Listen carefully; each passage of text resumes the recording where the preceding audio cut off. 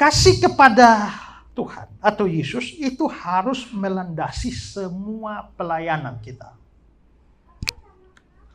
Dalam percakapan Yesus dengan Petrus ini terlihat bahwa setelah Petrus bilang, "Ya Tuhan, aku mengasihi engkau." Yesus menyambung, "Gembalakanlah domba-dombaku." Perhatikan sekilas, gembalakanlah domba-dombaku 1 kali. Next, gembalakanlah domba-dombaku 2 kali. Next, gembalakanlah domba-dombaku 3 kali. Yesus ngomong.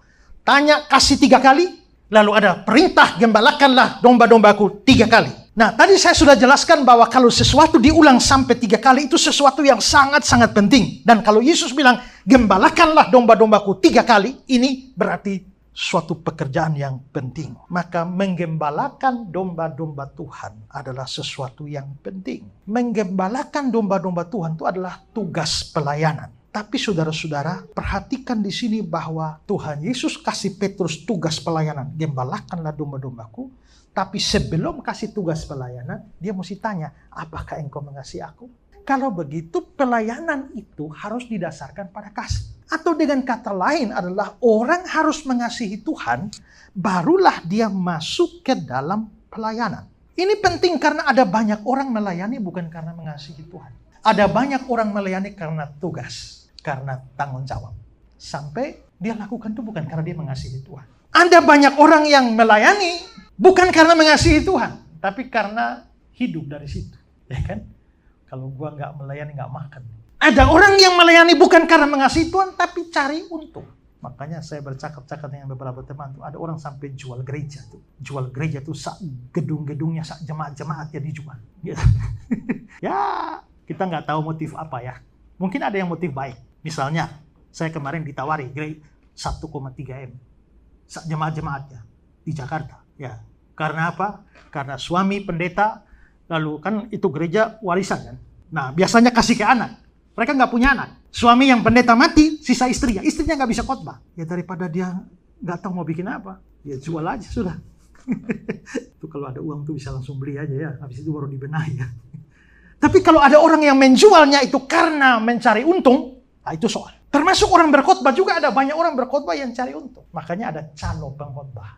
Ya, saya tuh pernah ditawarin tuh, ya, calo pengkhotbah. Jadi kalau mereka tuh kerjanya lihat, siapa pengkhotbah bagus-bagus nih, si A, si B, si C. Setelah itu mereka kan punya koneksi dengan gereja-gereja banyak. Lalu nawarin, ini ada pengkhotbah bagus loh, ya pakai ini, undang ya. Tapi perjanjiannya dengan pengkhotbah 70-30. Bahkan sampai ada pendeta yang saking kepengen dipakai dan dipromosikan, dia berani bikin 50-50. Nah masalahnya apakah orang-orang ini melayani Tuhan ini karena mengasihi Tuhan? Tidak. Masalahnya ada banyak orang sekarang nih melayani Tuhan ini hanya mencari keuntungan saja.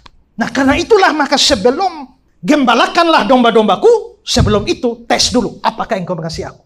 Maka kasih kepada Tuhan itu harus menjadi landasan di dalam pelayanan. Landasan dalam pelayanan. Perhatikan kata-kata dari Henry. Kristus sedemikian memperhatikan umatnya, sehingga dia tidak akan mempercayakan mereka kepada siapapun kecuali kepada orang yang mengasihi dia. Orang yang mengasihi dia akan mengasihi juga segala miliknya demi dia. Mereka yang tidak sungguh-sungguh mengasihi Kristus tidak akan pernah sungguh-sungguh mengasihi jiwa-jiwa manusia. Dengan sendirinya mereka tidak akan mempedulikan keadaan jiwa-jiwa itu sebagaimana seharusnya. Seorang pelayan tidak akan mengasihi pekerjaannya jika dia tidak mengasihi tuannya. Ya. Karena kalau tidak maka gembala pun bisa menjadi gembala bukan. Ini pelayanan ini sulit loh ya. Sekarang istilah gembalakanlah domba-dombaku. Kan ini ada ayat 15, 16, 17. Di dalam ayat 15 dan 17 itu beda kata dalam bahasa asli dengan ayat 16. Sekarang lihat ayat 15 dan 17. Itu kata Yunani adalah boske, gembalakanlah. Ya, itu mungkin yang ada fit di situ, gembalakanlah domba-dombaku. Secara harfiah adalah beri makan domba-dombaku. Beri makan. Terus di ayat 16, itu kata Yunaninya berbeda. Poimaino. Kalau tadi boske itu beri makan. Kalau poimaino itu artinya uruslah, rawatlah, peliharalah. Maka Petrus diberi tugas gembalakanlah domba-dombaku. Artinya uruslah domba, rawatlah domba, kasih makan domba. Di dalam bahasa Yunani, domba itu ada dua macam. Kalau domba anak, ya domba yang masih kecil itu adalah arnion. Kalau domba dewasa itu arnos. Kalau kita lihat penggunaannya, dia adalah arnion. Arnion itu domba kecil, domba bayi. Jadi saudara lihat, uruslah domba bayi itu, rawatlah domba bayi itu, peliharalah domba bayi itu, kasih makan domba bayi itu. Nah, ini sama dengan suruh rawat anak kecil. Kalau pelihara orang besar, mudah. Ya, sudah agak besar itu lebih mudah daripada anak yang baru lahir. Itu susah. Nah, Petrus ini disuruh urus seperti itu. Urus jemaat itu seperti itu. Dan, saudara, kalau orang gak mengasihi Tuhan pasti lari dah. Kalau kerja sungguh-sungguh begini. Orang tidak mengasihi Tuhan pasti lari. Belum lagi ada domba yang keras kepala. Ya, ada domba yang ngomong di depan lain, di belakang lain. Ada domba yang sombong. Ada domba yang menghina orang. Ada domba yang kerjaannya suka tanduk domba yang lain. Kepala sakit itu ya, menghadapi domba-domba begitu kan. Tapi kalau tidak mengasihi Tuhan, bayangkan. Ya, kalau tidak mengasihi Tuhan, maka itu menjadi sesuatu yang repot. Maka perlu mengasihi Tuhan. Pasti akan mengasihi domba-domba Tuhan. Karena dengan kasih, orang bisa kuat. Ya, bandingkan dengan Yusuf, Yakub. Sudah cinta kepada Rahel. Coba Kejadian 29 ayat 20. Jadi bekerjalah Yakub 7 tahun lamanya untuk mendapat Rahel. Tapi 7 tahun itu dianggap seperti beberapa hari saja karena cintanya kepada Rahel. Wow. Gara-gara cinta, 7 tahun juga rasa kayak beberapa hari. Kalau tidak ada cinta, 7 hari rasa seperti 7 tahun. Kalau ada cinta, maka orang akan melayani dengan baik. Kalau tidak ada cinta, orang tidak melayani dengan baik. Saya dulu pernah nonton film India. Film India itu menceritakan ada seorang wanita yang menikah karena dipaksa menikah oleh orang tuanya dengan seorang laki-laki yang tidak dia cintai. Bangun, lakinya itu kasih perintah jam 5 pagi bangun, masak, setrika, semir sepatu. Ya, pokoknya semua pekerjaan dia urus dari pagi sampai malam. Dan dia sangat menderita. Setelah itu lakinya tuh mati beberapa tahun kemudian. Lalu dia kawin lagi. Begitu dia kawin lagi, saking cintanya sama laki yang baru, jam 5 pagi sudah bangun, sudah setrika, sudah masak, sudah siap makan, siap minum, semua pekerjaan. Setelah bertahun-tahun dia kerja begitu, tiba-tiba dia menemukan daftar kegiatan dengan suami lama. Dia lihat, kok sama ya? Tapi kenapa dulu menderita, sekarang kok nyaman? Jawabannya satu, dulu dia lakukan bukan karena dia cinta, tapi karena terpaksa. Sekarang dia melakukan karena cinta. Maka beban pun jadi ringan. Nah, melayani Tuhan itu juga tidak mudah. Tapi kalau kita mengasihi Tuhan, kita bisa melakukan semua itu. Paulus misalnya, Paulus itu mengalami penderitaan dalam pelayanan tidak sedikit. Lihat daftar penderitaan dia dalam 2 Korintus 11. 5 kali aku disesah orang Yahudi. Setiap kali 40 kurang 1 pukulan. 40 kurang 1 itu berapa? Kenapa nggak ngomong langsung 39? Saya pakai matematika 40 kurang 1. Ya, karena peraturan di sana itu adalah kalau cambuk orang itu 40 kali. Nggak boleh lebih. Kalau Pak Frans berani cambuk itu 40 kali. Lebih Pak yang dicambuk.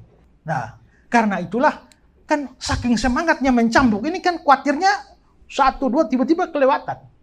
Daripada lewat mending dijadikan 39 aja. Supaya kalau salah hitung, ya kelebihan 1 pas 40. Makanya tidak bisa dibilang langsung 39. 40 kurang 1. Nah, jadi Paulus mengalami itu. 3 kali aku didera. 1 kali dilempari dengan batu. 3 kali mengalami karam kapal. Sehari semalam terkatung-katung di tengah laut. Dalam perjalanan aku sering diancam bahaya banjir dan bahaya penyamun. Bahaya dari pihak orang-orang Yahudi, dari pihak orang-orang bukan Yahudi. Bahaya di kota, bahaya di padang gurun, bahaya di tengah laut. Bahaya dari pihak saudara-saudara palsu. Aku banyak berjerih lelah dan bekerja berat. Kerap kali aku tidak tidur, lapar dan dahaga. Kerap kali aku berpuasa, kedinginan tanpa pakaian. Dan tidak menyebutkan banyak hal lagi. Urusanku sehari-hari untuk memelihara semua jemaat. Jika ada orang merasa lemah, tidakkah aku turut merasa lemah? Jika ada orang tersandung, tidakkah hatiku hancur oleh duka cita? Jika aku harus bermegah dalam atas kelemahanku. Allah, yaitu Bapa dari Yesus Tuhan kita yang terpuji selama-lamanya, tahu aku tidak berdusta. Dia mengalami begitu banyak kesulitan. Tapi kenapa bertahan? Salah satu faktor pasti karena mengasihi Tuhan.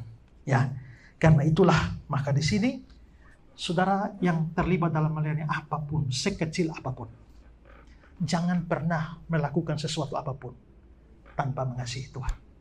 Pastikan saudara mau beri persembahan, itu karena mengasihi Tuhan. Pastikan saudara ambil bagian dalam pelayanan kecil apa saja karena saudara mengasihi Tuhan. Pastikan saudara jadi WL, pemimpin liturgi karena mengasihi Tuhan. Jadi singer karena mengasihi Tuhan. Nanti ngajar anak sekolah minggu karena mengasihi Tuhan. Pastikan itu semua. Banyak orang hanya cari makan, cari roti dalam pelayanan. Seharusnya nggak begitu ya. Karena Tuhan Yesus itu suruh murid-murid kasih makan orang banyak dengan roti dan ikan ya. Habis itu kumpul sisanya berapa? 12 bakul. Berapa murid Yesus? Artinya dari sisa itu satu orang satu bakul. Itu artinya Tuhan juga tahu kamu tuh melayani, ya kan? Tuhan tahu, Tuhan sudah sediakan kamu satu bakul dulu. Ya, bagianmu tuh ada. Jangan ambil bakul orang lain. Ya, tapi motivasinya jangan karena cari bakul roti. Karena Tuhan sudah menyediakan juga bagimu. Ya kan? Nah ini perlu hati-hati karena selalu saja banyak sekali orang melayani. Semua pelayanan hanya dikaitkan dengan duit. Saya ya cari jodoh juga bisa ya. Cari popularitas, macam-macam. Ya. Sekarang coba lihat, muncul banyak orang yang bikin khotbah, bikin konten di YouTube apa segala macam. Coba. Motif saya juga nggak apa-apa kalau orang memang mau cari duit dari YouTube juga nggak apa-apa. Tapi kalau itu motivasi utama dia, itu repot. Saya dari Timika, mereka berbilang, Pak, kita baru saja minta seorang pengkhotbah, tapi akhirnya Bapak Gembala kami bilang, tidak usah lagi, undang. Kenapa Pak? Kenapa? Masa dia minta 50 juta, dan dia sudah search dulu hotel terbaik di itu kota apa, lalu minta seperti itu. Jadi Gembala kami bilang, tidak usah. Saya bilang, saya setuju juga. Tidak usah undang jenis-jenis seperti itu. Nah, tapi jangan seperti itu. Banyak orang selalu berpikir duit. Pertanyaan kita, mereka mengasihi Tuhan apa enggak? Saya bayangkan pernah dia aja disuruh pelayanan pergi sampai ke gunung, sampai motor saya belum punya mobil, hanya punya motor, dan motor saya motor bebek tidak bisa naik itu gunung. Maka saya harus pinjam motor trail. Waktu pinjam motor trail, motornya rusak, saya harus masukkan ke bengkel dulu, perbaiki dulu, ganti oli dulu, apa segala macam, baru naik gunung sendiri sampai kayak pembalap saya naik sampai gunung sana. Ya, sudah pelayan turun lagi, jatuh lagi. Tapi pada waktu pulang, apakah mereka ada kasih duit? No. Pak, terima kasih Pak ya. Lain kali lagi ya. Oke, gak apa-apa. Malah saya sudah keluar duit bengkel. Lalu saya berpikir, memang saya keluar, tapi saya gak dapat apa-apa. No problem juga. Tapi satu kali saya hanya duduk-duduk, saya pas jalan-jalan lihat teman. Dia bilang mampir dulu, duduk ngobrol, tidak tahu ujung pohon ngomong. Tiba-tiba mau jalan, dia kasih duit. Saya pikir, kemarin saya melayani sedemikian rupa, kerahkan semua waktu, tenaga ini, gak dapat. Yang ini hanya duduk santai, kok dapat? Artinya Tuhan itu sudah mengatur berkat kita masing-masing. Ya, jadi jangan berpikir untuk duit dari apapun yang kita kerjakan. Nah ini penting sekali, ya penting sekali. Karena itulah maka harus tanamkan dasarnya, saya mengasihi Tuhan, baru saya melayani.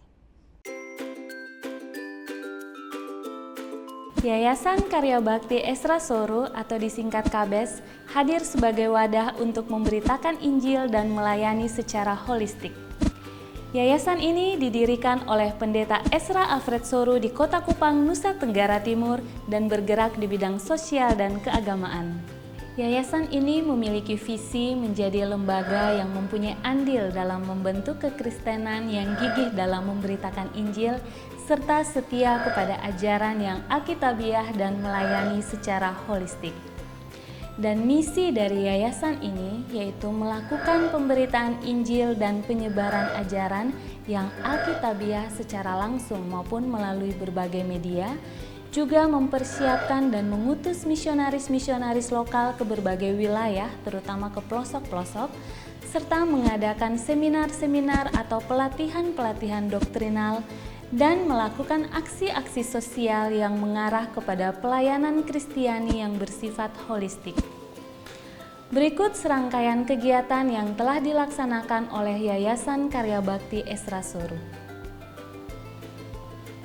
Bagi saudara dimanapun berada yang rindu untuk mendukung pelayanan kami, khususnya melalui dukungan dana, maka saudara dapat menyalurkannya ke nomor rekening yang tersedia.